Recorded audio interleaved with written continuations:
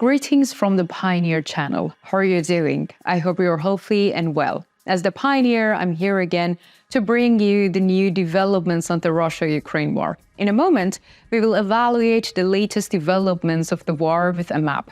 The front lines is active. Furious clashes are taking place on the Donetsk, Kherson and Zaporizhia front line. In some areas, we also see changes in the border lines. As a matter of fact, the Ukrainian armed forces insist on remaining on the defense positions they have maintained for some time. We believe that this position is the right one. While the attacks of the Russian armed forces on the Donetsk front line continue to intensify, it is very important that the Ukrainian armed forces maintain their defensive positions or make rotations to ensure continuity in these positions. So what is the latest situation on the front line? Let's take a look at the developments together. As the Pioneer team, we continue to bring the Russia-Ukraine war to your screens. Don't forget to subscribe to our channel and turn on notifications so as not to miss our daily map reports and reports on the agenda. I read all your comments about our content and thank you all for your nice comments. You can also help us improve our content by commenting on our videos. Let's start if you are ready. The Pioneer reports. Let's start our report by analyzing the latest developments on the Kherson front line. As you know, the Ukrainian armed forces have been conducting operations on the Kherson front line for about 2 months. In this regard, the efforts of the Ukrainian Marines in particular deserves appreciation. When we look at the latest reports, we see that the Marines of the Ukrainian armed forces continue their intensive activities. The forested areas in the direction of Krynki are the scene of very intense clashes. According to the latest reports, Ukrainian Marines attacked with the support of artillery units to advance. However, no results have been achieved yet. It's among the information we have obtained that the Russian troops in the region have suffered heavy losses during the recent attacks. In the direction of Pishchanivka and Poima, we see that the two armies are engaged in counter-clashes. Both armies are suffering heavy losses. However, the Russian army is in a more difficult situation here because the heavy artillery that the Russian army has been requesting from the war leadership for a long time has still not been sent. There is, of course, firepower support, but they are not strong enough to repel the Ukrainian armed forces. Therefore, the losses of the Russian army are higher than the losses of the Ukrainian army. Let us also briefly mention the artillery activity in the region. I would like to correct a misunderstanding here. I often mention that the Russian sources ask for firepower support. There is artillery support for the Russian army. However, this support is not sufficient to meet the needs of the Russian army. Therefore, limited Russian firepower support is not enough. According to the latest reports, artillery units of the Russian armed forces with limited firepower support targeted Ukrainian armed forces in the direction of Krynki, Poima, and Pishchanivka and Antonivka. On the other hand, artillery units of the Ukrainian armed forces targeted detachments of the Russian armed forces deployed in the direction of Olopristan, Podlizhny, Oleshki, and Kardashinka. Yes, let's continue our report by analyzing the latest developments on the Zaporizhia front line. As you know, the Ukrainian armed forces made the most territorial gains in the region during the counteroffensives.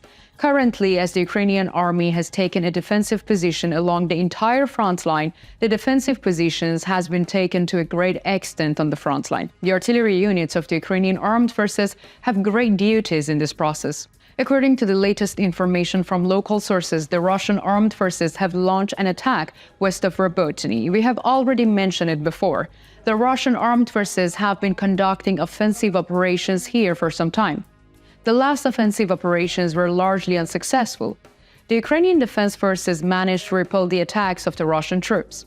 At the same time, there are numerous reports that the detachments of the Russian armed forces are carrying out offensive operations in the vicinity of Novofedorivka. However, the Russian armed forces have not achieved any significant success in this region either.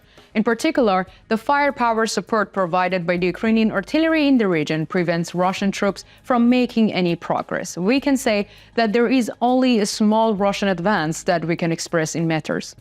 Let us conclude the section on the Zaporizhia front line by mentioning the artillery activity in the region. According to the latest reports, Russian artillery units targeted Ukrainian armed forces positions in the Robotny, Novodanilovka, Malatokmakcha, Orikhiv, and Novoandriivka directions. In turn, artillery units of the Ukrainian armed forces targeted positions of the Russian armed forces in the direction of Kopani, Nestoryanka, Ichenkov, and Solotka Balka. Okay, now we continue by analyzing the latest developments on the Donetsk front line. According to the latest reports, on the Donetsk front line, the Russian armed forces are attacking Novomykhailovka from the two directions at once, south and the east-south. It is possible to say that the Russian troops are making progress for the time being, albeit limited. On the other hand, the Ukrainian armed forces directly defending these operationally important settlements. Its loss in the future could allow Russian troops to advance along the Elizavetovka routes. This would pose a threat behind the front line and cut the supply lines to the Ukrainian garrison stations in the Vuhledar. Therefore, the Ukrainian armed forces need to firmly hold the line of defense here. On the other hand, the Russian armed forces have advanced in the limited area in the Pobeda region and occupied the western part of the Marinka. The Ukrainian armed forces continue to maintain a partial presence in the northwestern part across the river. However, the Russian armed forces are also actively present there. According to reports, units of the Russian armed forces have seized new positions in the Avdiivka industrial zone southeast of the Ukrainian fortifications. However, these reports have not yet been confirmed. On the other hand, the Russian armed forces have also attacked near the coke works in the northeast, near Stepnoe and Novokalinov. However, the demarcation line has not changed significantly. Let's continue with the latest situation on the Bakhmut front line. According to the latest reports, in the Bakhmut directions, units of the Russian armed forces continued their offensive attempts on the hills north of Klitschivka and near Ivanivsky. However, no results were achieved. Ukrainian troops are largely holding their positions. Intense fighting also continues on the outskirts of Bogdanivka. The key to main Ukrainian armed forces is strong near Bakhmut in the Chasiv Yar. The Russian armed forces are trying to gain new positions, but there have no significant changes in the borderline yet. What do you think? Do you think the Ukrainian armed forces will have a chance to continue their advance on the Kherson front line? What do you think about the defensive line in the Zaporizhia front line? Do you think the Ukrainian armed forces are justified in taking defensive positions?